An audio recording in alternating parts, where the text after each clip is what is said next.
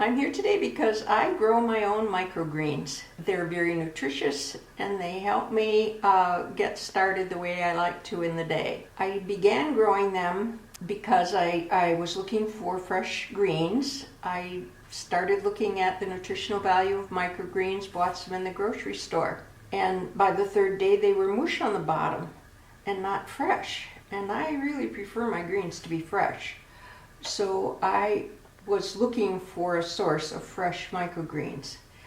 In walking the neighborhood, I saw a copy of the Longfellow Messenger, opened it up, and there was Anesh Patel growing microgreens in Longfellow neighborhood with the goal of having all of Longfellow grow their own food. So I thought I better get in touch with this guy. He came over with some samples of his microgreens, and I said I would like to purchase some. He informed me that he sells to restaurants, not to individuals. But he did actually sell me quite a few of them. But that he would help me get started growing my own because it was easy to do. And he did. And that was last November. So almost a year now I've been growing microgreens for myself, and I intend to continue. I would tell you a little bit about the nutrition of a microgreen. All the nutrition of any plant is in the seed. So I grow the seeds, which are then cut at a very young age, a very immature stage of the plant. They're just cotyledons. They're not even true leaves when they're harvested. In that way you get the maximum nutrition, what would be in the entire plant. And if these seeds were left to grow, they would become entire plants. For example, I was reading that broccoli, you'd have to eat 20 pounds of broccoli to get the nutrition that you can get in 1 ounce of microgreens, because they're so concentrated in their nutrition. I start my day every day with microgreens. And now I'm going to show you what I'm growing now, which is a mild mix. They're kind of the go-to staples of microgreen growing, mild mix and spicy mix. And they just have a variety of greens in them, and so that's why I like to grow them as staples. And then I also grow individual kinds of micros in between. I grow about a tray a week. Let's go take a look at my tray of mild mix microgreens. This is my setup of mild mix microgreens, a tray. We can take a look at these little babies. They're absolutely fresh and delicious, and they taste green. I harvest them, I put them right away in the fridge. They're not with water, they're kept dry, they stay fresher longer that way. There is no sign of deterioration after 1 week. Now, I'm going to demonstrate how I grow microgreens. All the instructions are right here in this microgreen book. There are many of them, and they all have very good instructions. They'll be very similar to what I'm going to demonstrate today.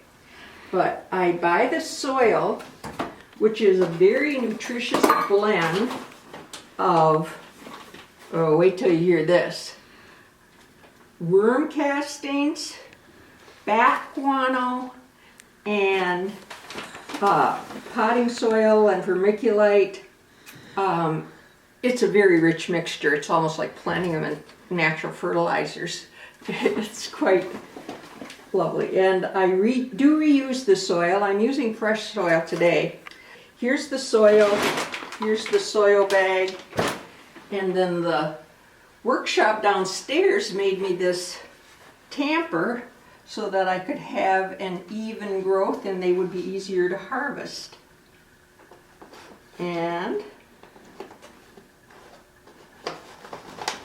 so we get the soil ready to accept the seeds.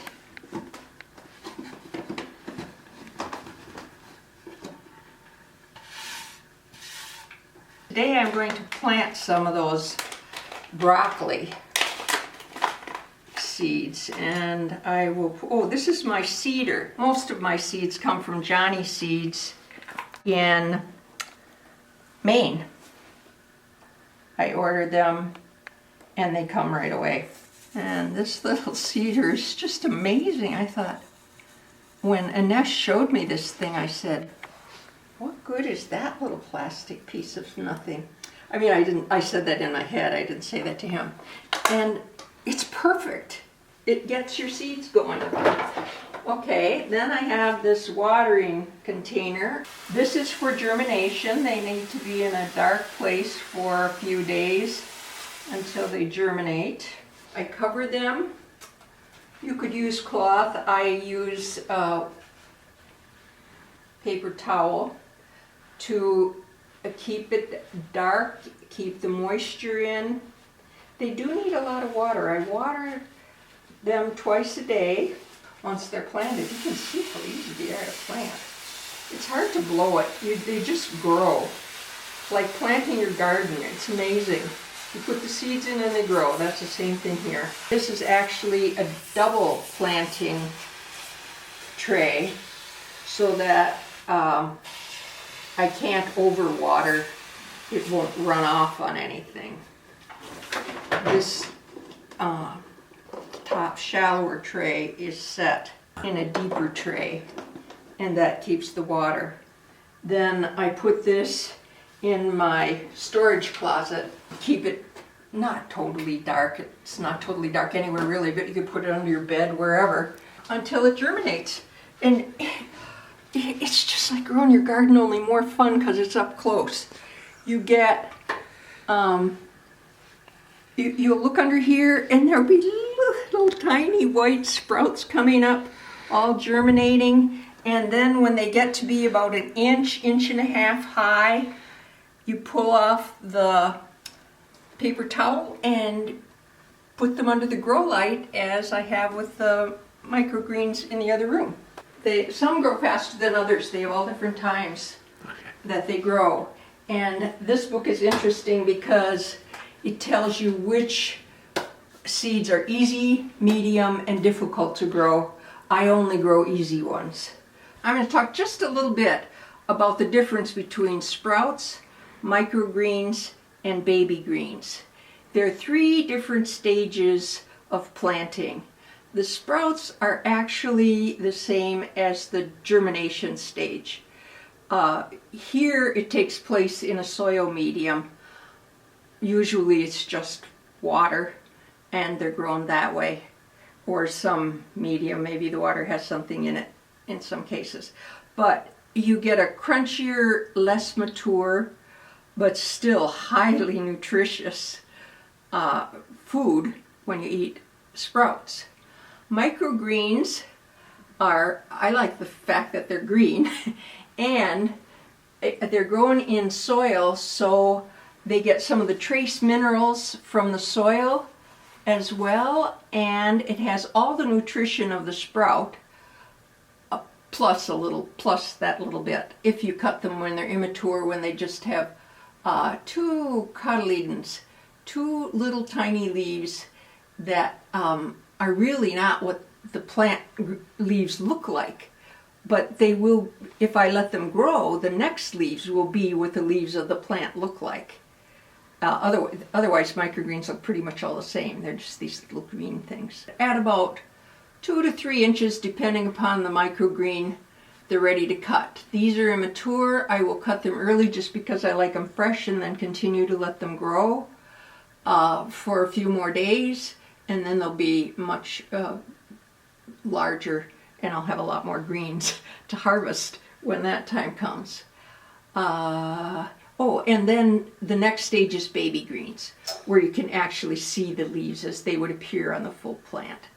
And they're used in mesclun or little salad mixes. Costs of the initial setup. It's not expensive, but you wouldn't grow these greens to save money. You do it to have them be fresh. I would say it cost me to set this up around $500. Are you willing to be a consultant for Becketwoodians that are interested in this? Absolutely. I'll help anyone get set up who wants to grow greens. I would be very happy to do that.